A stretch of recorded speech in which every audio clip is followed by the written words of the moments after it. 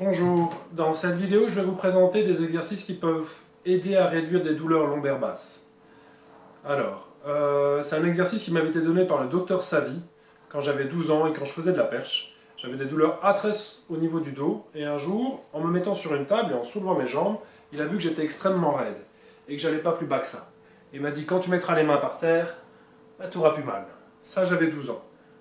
J'ai fait des études en anatomie, en éthiopathie, et puis j'ai découvert qu'on pouvait arriver au même résultat en étirant les gens et pas en les craquant. Et donc pour cette douleur de dos, je l'ai fait évoluer, c'est-à-dire que j'ai de nouveau eu les douleurs, que je traitais avec le même étirement que M. Savy m'avait donné, mais cette fois-ci, ça n'a pas été suffisant. Donc ça c'est un update de la première vidéo que j'ai mis. L'update concerne en fait vos douleurs de lombaire basse, elles peuvent être dues par 3 muscles. Les mollets, l'arrière de la cuisse, les ischio-jambiers ou les adducteurs. D'autres causes, à ce moment-là, il faut absolument aller voir un médecin et un kiné. Parce qu'il y a des causes sous-jacentes qui peuvent être beaucoup plus graves que ça. Si ça se trouve, les étirements que je vais vous montrer peuvent peut-être vous aider. Donc, le premier étirement à faire, en cas de douleur lombaire basse, donc quand on se penche en avant et que ça provoque la douleur, suite à avoir soulevé quelque chose mal, le premier étirement est un étirement du mollet. Donc, vous avez mal à droite, vous faites le mollet à droite, vous avez mal à gauche, vous faites le mollet de gauche, vous avez mal au milieu, vous faites les deux. Donc, disons que la douleur est plus à droite.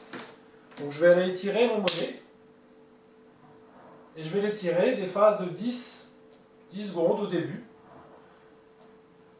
en revenant, et l'intensité n'est pas importante. Il faut bien se dire que si vous tirez trop fort, vous allez créer une crampe à l'intérieur du mollet, c'est-à-dire que vous ne mettez pas assez d'oxygène, il fait une hypoxie, plus d'oxygène, et il crampe. Et donc ça fait l'effet inverse. Donc vous étirez cool, de manière vraiment détendue, vous étirez votre mollet.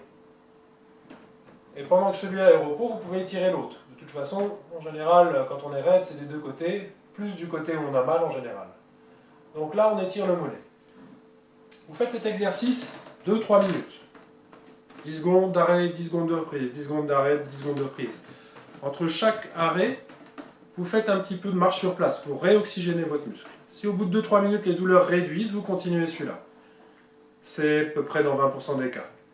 La deuxième partie, donc des douleurs lombaires, il va falloir étirer le muscle des ischio-jambiers.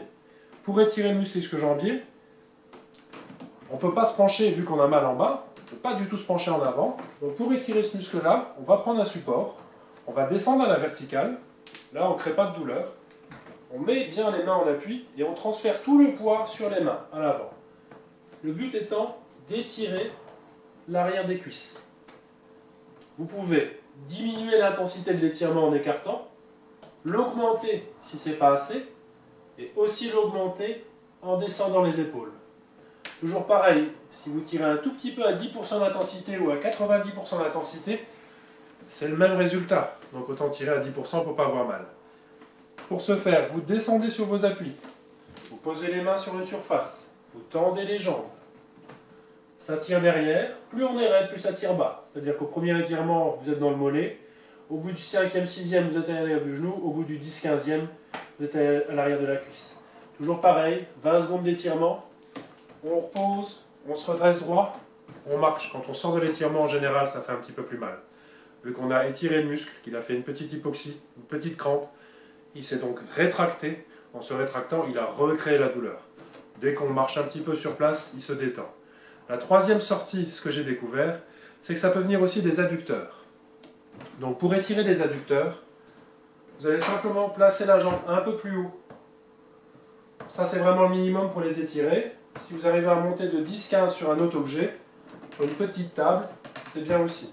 Et là vous allez sentir que ça va tirer à l'intérieur. Ces muscles se fixent aussi de la jambe à l'ischio. C'est la même chose. C'est des muscles qui vont aller bouger votre bassin.